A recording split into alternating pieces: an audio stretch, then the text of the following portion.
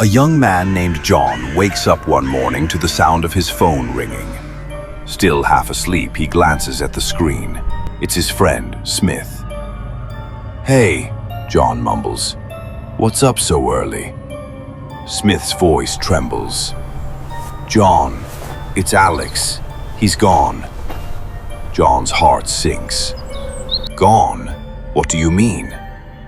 He died last night," Smith replies, his voice breaking. John sits in silence, disbelief filling his chest. After a long pause, he mutters, "I'll be there." He gets up, gets dressed, and drives to the funeral. The sky is gray, heavy with clouds, and the wind carries a chill that cuts deep. At the cemetery, people stand in silence around Alex's coffin. The priest's voice is faint, carried away by the wind. After the funeral, John walks with Smith among the gravestones. They talk quietly about Alex, the memories, the laughter, the things they never got to say. Then John stops. He sees a gravestone a few steps away. Something about it draws him closer. He brushes the dust off the stone and freezes. His own name is written on it, John W. Miller. The same birth year, the same hometown. His breath catches. "This can't be," he whispers. Smith looks at him, puzzled. "John? What's wrong?" John turns to him, but Smith is gone. The cemetery is empty. The wind stops. The air grows still. Then, from behind him, a voice whispers, "You shouldn't have come." A week later, John's phone rings again. It's Smith's number. But this time, John is the one lying in the ground. A week had passed since John's funeral. The town was quiet, but whispers spread like cold fog. No one understood what had really happened. Smith hadn't been the same since that day.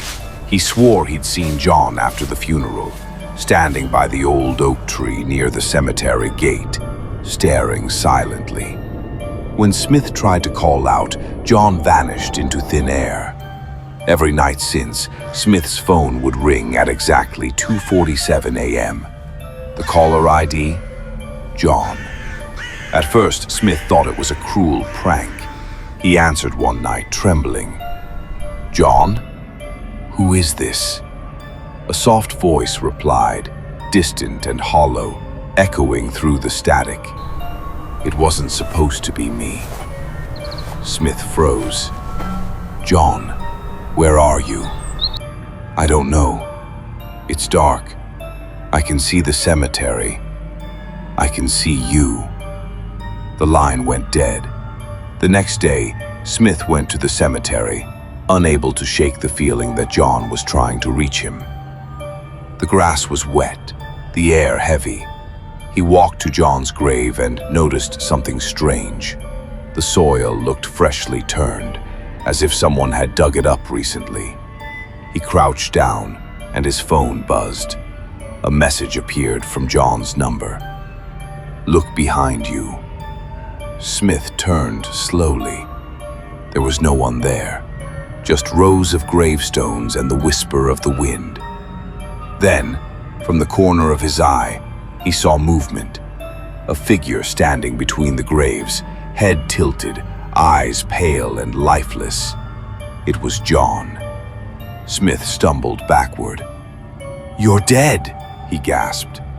John stepped closer, his voice calm but broken.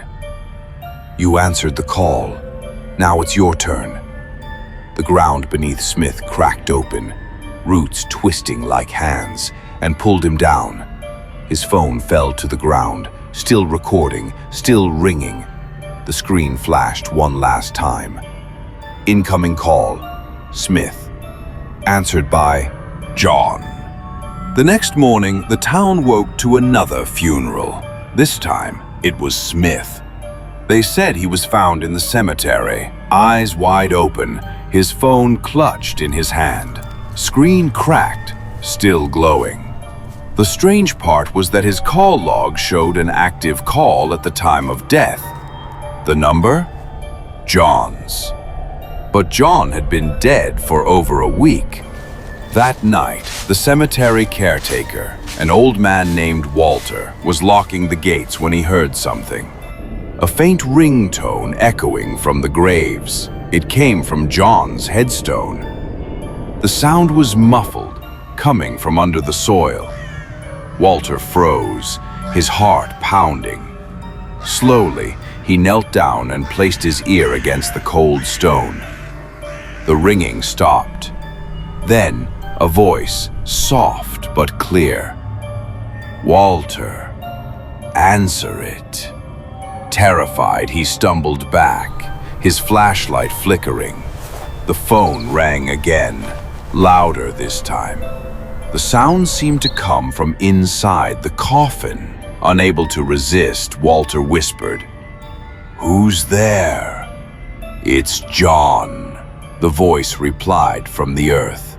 "But not me. Not anymore." The ground began to tremble slightly, as if something beneath was moving. Walter dropped his keys and ran, but before he reached the gate, his phone buzzed. Unknown number calling.